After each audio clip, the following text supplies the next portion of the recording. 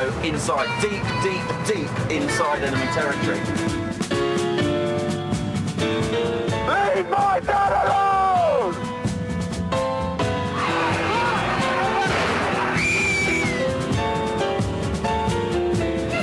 Leave me alone!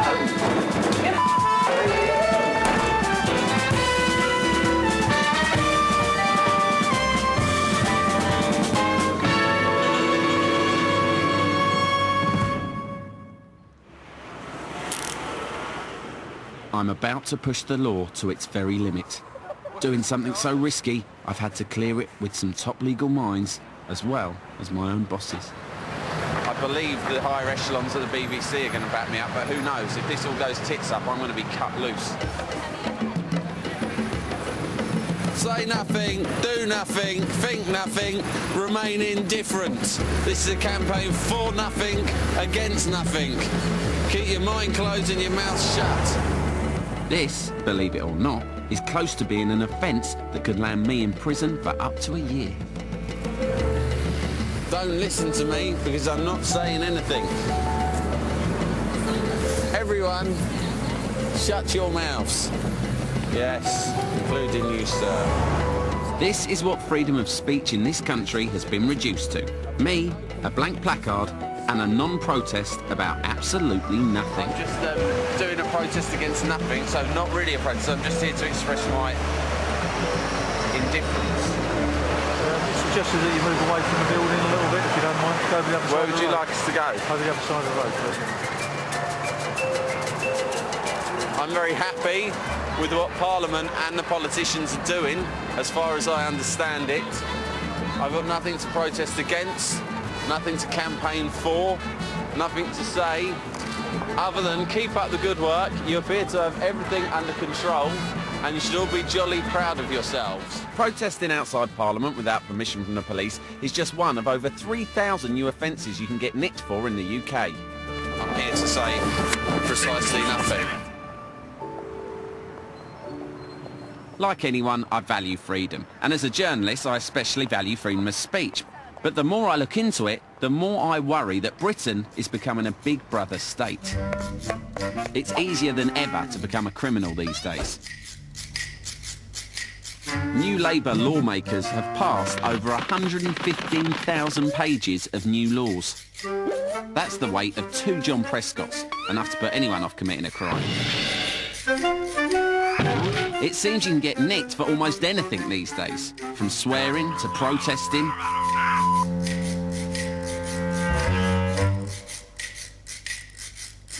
Heckling to public sing-songs. And if you do step out of line, there's over 4 million CCTV cameras watching your every move.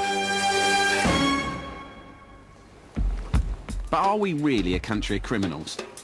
If we are becoming a big brother state, I wanted to see if I could mount a resistance. But I couldn't do it alone. So one Sunday morning in December, I invited a bunch of outlaws to help me. These are some of Britain's newest criminals who've all been nicked for New Labour crimes. I brought them all here to a central London basement to see if together we can find a way to regain our freedom. So why did you get in trouble? Well, basically for being a peace activist. There was Phil, nicked for saying the word shit. They wouldn't tell me what I'd said, what I'd done, or anything. Yeah. Kurt, for the word fuck. I was having a conversation with my mate and like, what are you up to? I was like, fuck all, mate. Just cop heard it and like sat with an £80 fine. And Walter, for the word nonsense. There was Jan, arrested for protesting outside Parliament. And there was Sam, locked up in jail for crimes against animals. I told a policeman that his horse was gay. I called a horse gay. You called it what? I called a horse gay. Oh, I see. Yeah. It used to be easy to obey the law in this country, right?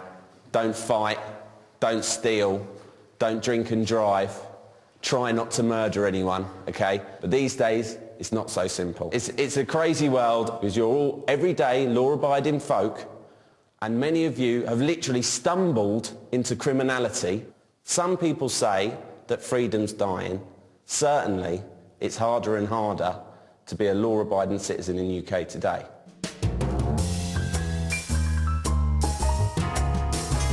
There were plenty of people to champion in this fight against Big Brother Britain. But Charlotte's story really got to me. She'd never been in trouble with the law until she went on a day out to a country show. She was wearing a T-shirt with the slogan "Bollocks to Blair" on it. The police were unimpressed. And they drove up to me and summoned me over and said, "Did you realise that it's an offence to wear the T-shirt?" And I was like, well, no. And I actually did say, "Do you want me to take my top off and walk around in my bra then, if it's that offence?" Yeah. You know? No, probably wasn't the best thing to say. But that was fair enough. My brother said, "Oh, you must be having a laugh, you know, is this a joke?" And my dad was like, "I don't think they're joking, they don't look like they're joking." And just walked off. They didn't say anything else to me, they didn't tell me to cover it up. So I thought that was it, walked off, and they literally got out their vehicles, and literally I got grabbed either side of my arm and dragged back to the police car. Read my rights. Literally, I mean, my dad was appalled. So you were arrested, yeah? I was arrested, yeah. Charlotte was done under the Public Order Act, the one they use against rioters and football hooligans. And it turns out this wasn't a one-off either. Charlotte was one of many who'd fallen foul of the same bollocks. Julia Gobert was threatened with arrest in London if she didn't remove her bollocks T-shirt. And in the Midlands, Toby Rhodes got slapped with an 80 quid fine for the same slogan. What was going on? Is a humble bollocks really enough to get you arrested? I was starting to think there was something more sinister happening. I think it's terrifying, the fact that people get arrested for wearing the slogan "Bollocks to Blair," because it seems like you're no longer allowed to insult or criticise the Prime Minister. Whether you agree with what they're saying or not, I don't think there's hardly any free-minded person in the country who wouldn't defend their right to say it. I wanted to give Charlotte and Julia a way of speaking their minds without fear. And I also wondered just where the limits of free speech now lay. My plan was to get our criminals to come up with a range of slogans, then to test them out on politicians, police and the public. I think we're starting with a spot of spray painting. Dream up a slogan. It can be as extreme and as heartfelt and as passionate as you want. Don't worry about the language you use, right? Just say exactly what you want to say through the medium of graffiti on this wall, right?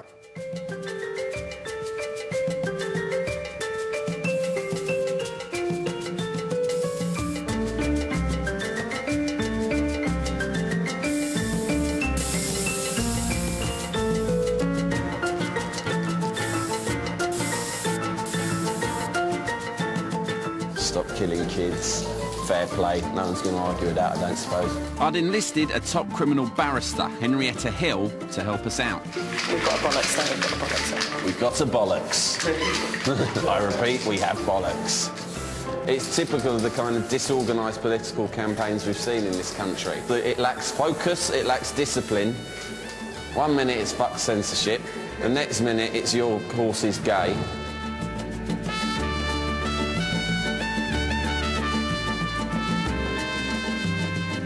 I don't know how many of you have had a chance to consume all of these slogans, some of which are quite disturbing, alarming, but all of them infused with a genuine passion, I think.